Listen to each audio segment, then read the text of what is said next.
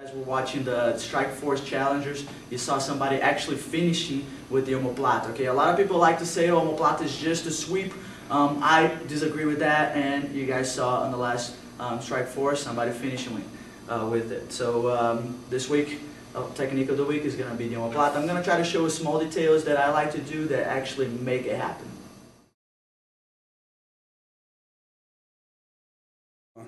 Okay guys, so we're going to start here on the triangle position, okay? Here I am, locked, and he's defending the triangle by holding hand to hand here, okay? So we're going to see two different situations. One, when you like you do in an MMA fight or a self-defense situation where you can punch, okay? And the other is in a grappling situation, you can't punch, but you still want to break this grip here and do some attacks, okay? So let's start with the grappling first, okay? So what I'm going to do here is, look, I'm going to put my hand over his shoulder, my elbow is going to kind of like make him look away from me, okay? I'm going to bridge to create some space, and I'm going to put my hand in and go all the way around. Now, I'm going to do what we call gable grip, okay? Look, I don't separate my thumbs right here, and my elbow, look, make him look away.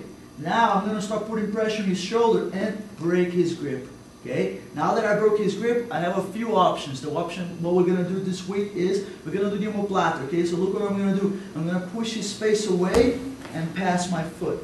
Okay, now the big mistake people do on Omoplata, they rush too much to get it and then create space and opportunity for the other guy to escape. So you have to go step by step, small steps, to make it happen, okay? The first step I have to do is grab his legs before sit up. Sit up here, it takes too long. So by the time you sit up, you already rolled and escaped. So the first thing you're going to do is here, look, you're going to get side by side with him and hold both legs, okay? And cross your legs over his shoulder and put pressure on his shoulder. The two things he's going to do to try to escape is try to posture up. Look, I put pressure on his shoulder, okay? Boom, put him down. He's going to try to roll. Look, I'm holding both legs and he can't roll. Notice that I'm holding both legs. If I put my hand inside his leg and grab only one, look, he rolls, he still can roll, and now I'm in the Omoplata. Okay, so let's go back.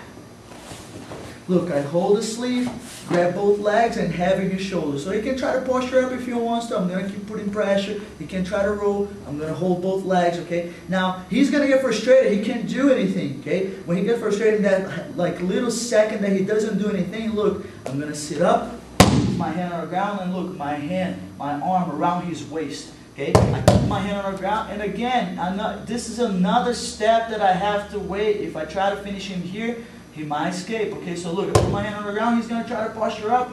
Again, heavy on his shoulder with my legs. He's going to try to roll. Look, heavy on his hips with my arm. Okay, and you have to like use it like more this way when he's trying to roll, more that way when he's trying to posture up. When he stops, again, now I'm going to do another step to finish, okay? I'm going to hold the sleeve and straighten my leg to put his shoulder on the ground. Now that his shoulder is on the ground, I'm going to start finishing, okay? When his shoulder is not on the ground, that little gap relieves the pressure on his shoulder, okay? So boom, I put his shoulder on the ground, and now look, I'm going to bend both legs to the side. We're going to rotate a little bit so you guys can see better, okay? So look, now look, I put one leg like this and the other. This is going to be my base so I can come up.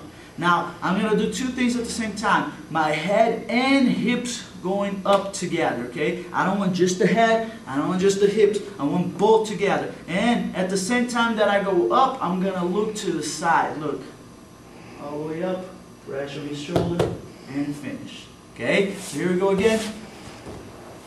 Now, this is in a MMA situation or self-defense where you can punch, okay? I'm going to start, look, his jaw is right here. I'm going to start punching him, and he's going to start facing away. He doesn't like those punches. When he starts facing away, look, push his face and pass my leg. Again, same thing.